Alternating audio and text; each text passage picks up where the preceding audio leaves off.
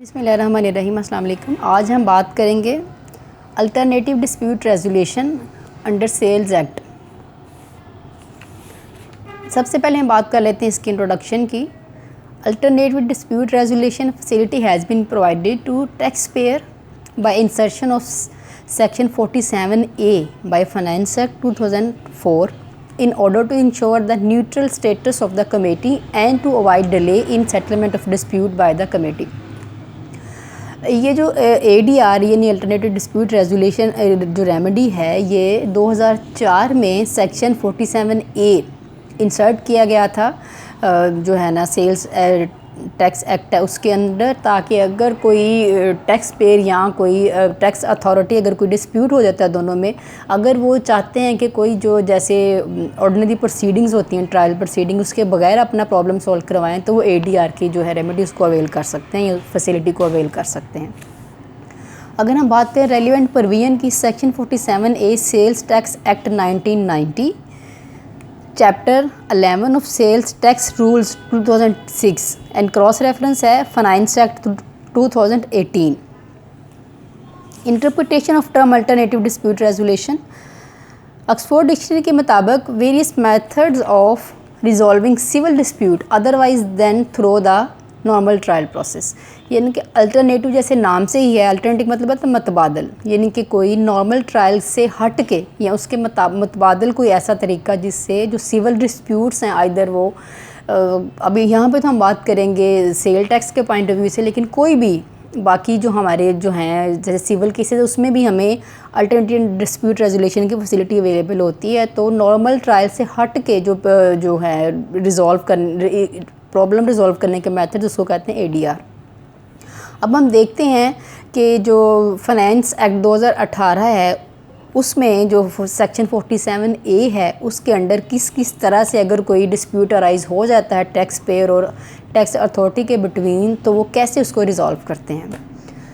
Number 1, aggrieved person में apply to board मतलब FBR, federal board of revenue, for appointment of committee for resolution of any dispute under section 47A class 1 Finance Act 2018.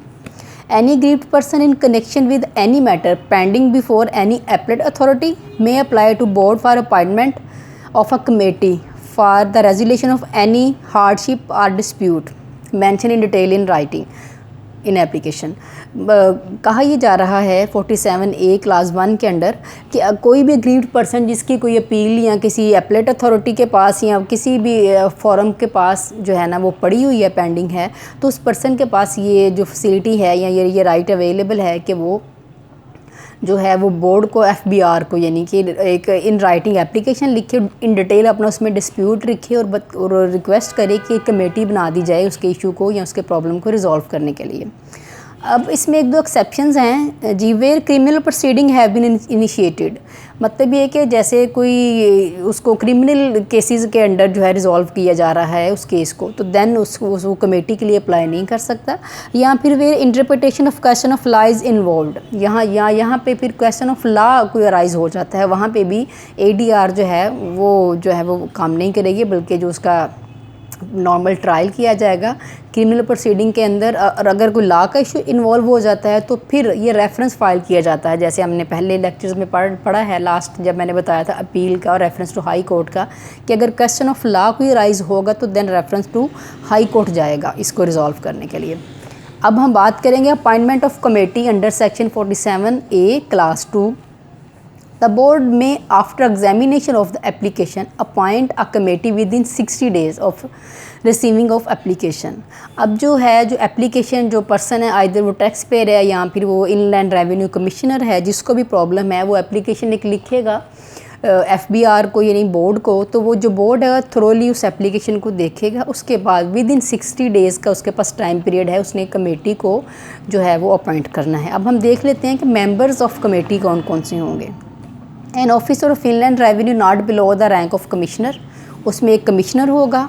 A person to be nominated by the tax payer, और एक person जो एक जो commissioner है वो board की तरफ से नॉमिनेटेड किया जाएगा, उसकी तरफ से हायर किया जाएगा, और एक पर्सन, एक जो है ना एक पैनल है, बोर्ड ने उसको जो है नोटिफाई कर देना टैक्स पेयर को कि इसके अंदर से आप एक अपना जो है ना वो मेंबर चूज़ कर लें। तो जो टैक्स पेयर होगा एक मेंबर वो अपने उस पर जो है ना वो चूज़ करेगा। उसके बाद होगा जी senior chartered accountant and senior advocate having the experience of taxation. एक सीनियर एडवोकेट होगा और एक चार्टर्ड अकाउंटेंट होगा जिसका टैक्सेशन में एक्सपीरियंस होगा। Reputable businessman as nominated by chamber of commerce and industry. एक जो है वो बिजनेसमैन होगा जो लाइक वेल नोन होगा और उसको नॉमिनेट करेगा chamber of commerce and industry. उसके बाद एक रिटायर्ड जज होगा not below the rank of district and session जज। ठीक है, ये उसकी कमेटी का पैनल होगा, यानी कि कमेटी में इसके मेंबर्स होंगे। एक पर्सन कमिश्नर से कम नहीं होगा, कमिश्नर के रैंक का होगा, जो एफबीआर उसको जो है ना अपॉइंट करेगी। उसके बाद एक टैक्स पेयर पर्सन जो है वो एक पैनल में से चूज़ करके, जो बोर्ड ने उसको पैनल नॉमिनेट किया होगा कि इसमें से आप एक अपना पर्सन चूज़ कर लो, एक टैक्स पेयर पर्सन चूज़ करेगा। एक चार्टर्ड अकाउंटेंट होगा, एक सीनियर एडवोकेट होगा जिसका टैक्सेशन में एक्सपीरियंस होगा, और उसके बाद एक रिप्यूटेबल जो है बिजनेसमैन होगा, और एक रिटायर्ड जज होगा। जो जज है वो सेशन जज होगा या फिर डिस्ट्रिक्ट कोर्ट का जज होगा। अब withdraw the appeal pending before any court of law और appellate authority under section 47A clause 3। अब ये कि जो डेफिनेटली जो अपील पेंडिंग पड़ी होगी, जो टैक्स पेयर है या जो कमिश्नर है, जैसे भी जो भी इशू राइज कर रहा है, पहले वो अपनी उस एप्लीकेशन को जो अपील की एप्लीकेशन है जो पेंडिंग पड़ी है उसको विदड्रॉ करेगी। No commencement of procedure under section 47A clause 4 until unless कि वो जो एप्लीकेशन है, जो अपील है वो फ़ाइल की गई है कोर्ट ऑफ लॉ में या फिर एपेलेट अथॉरिटी के पास, जब तक कि वो विदड्रॉ नहीं की जाएगी और बोर्ड को इन राइटिंग बताया नहीं जाएगा दोनों पार्टीज़ की तरफ से या किसी एक पार्टी की तरफ से जिसने भी केस फाइल किया है कि हमारी एप्लीकेशन हम विदड्रॉ कर चुके हैं, वो बोर्ड को इन राइटिंग बताएगा। अनलेस अनटिल वो बताता नहीं है तो इसकी प्रोसीडिंग स्टार्ट नहीं होंगी। If the order of withdrawal is not communicated within 75 days of the appointment of committee, the said committee shall be dissolved. अगर 75 डेज़ गुजर जाते हैं और उस पर्सन ने जो कमेटी जो लाइक जिसने अब वो एप्लीकेशन फ़ाइल करनी है विदड्रॉ की कि अपनी अपील को हायर जो एपेलेट ट्रिब्यूनल उसमें से या फिर जो भी कोर्ट ऑफ लॉ है उसमें से अपनी अपील को खारिज करवाएगा, तो उसकी प्रोसीडिंग शुरू होगी। फ़र्ज़ करें 75 डेज़ गुजर जाते हैं और वो अपनी अपील को खारिज नहीं करवा सकता या और वो कम्युनिकेट नहीं करता बोर्ड को कि मेरी अपील थी जो वो खारिज हो गई है, तो जो कमेटी है 75 डेज़ के बाद वो डिज़ोल्व हो जाएगी।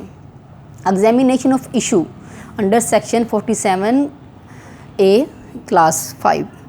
अब फ़र्ज़ करें कि उसने अपनी एप्लीकेशन भी सबमिट करवा दी है विदड्रॉ की, तो देन जो है कमेटी है उसके पास जो है वो अथॉरिटी है कि वो इंक्वायरी कंडक्ट कर ले, किसी एक्सपर्ट से ओपिनियन ले ले, किसी भी ऑफिसर को वो कहे कि इस जो है ना इन दोनों पर्सनस का या जो भी है उसका ऑडिट करे ये, और विद इन 120 डेज़ जो है ना अपना जो है डिसीजन है उसने विद इन 120 डेज़ जो है वो मेजॉरिटी के लिहाज से वो देना होगा, यानी कि जो मेजॉरिटी का डिसीजन होगा वही वो डिसीजन जो है वो कंसिडर किया जाएगा। Stay on withdraw of appeal under section 47A the recovery of tax payable by a tax payer shall be deemed to have been stayed on the withdraw of appeal up to the date of decision of the committee. अब एक person पे tax payer पे रिकवरी है tax पे की, तो उसकी उस रिकवरी को स्टे कर दिया जाएगा, यानी होल्ड कर दिया जाएगा अनटिल अनलेस के कमेटी का डिसीजन नहीं आ जाता।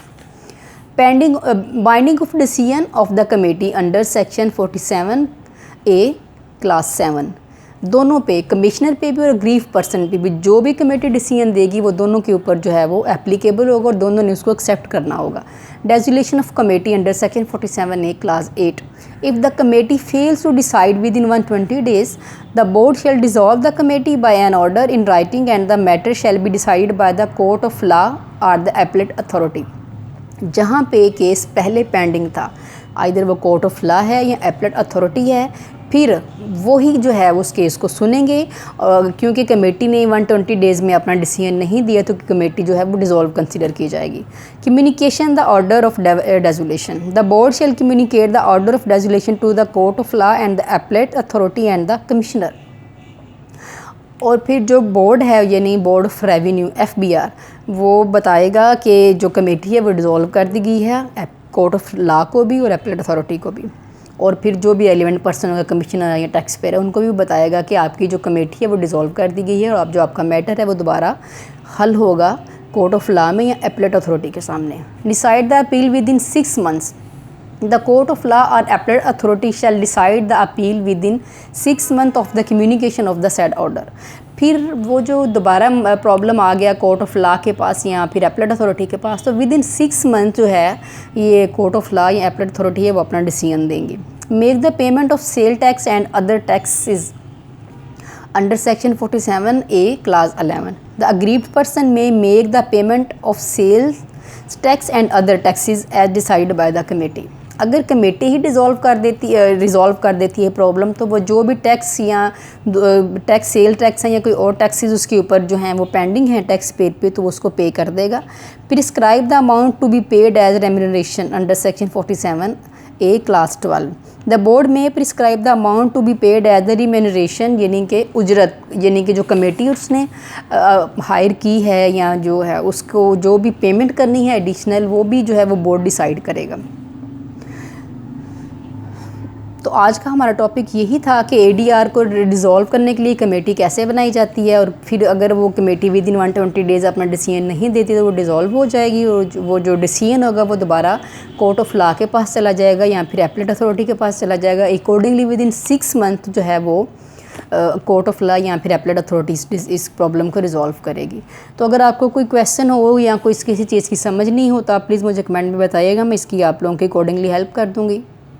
कल फिर किसी नए टॉपिक के साथ मिलेंगे, तब तक के लिए खुदा हाफिज़।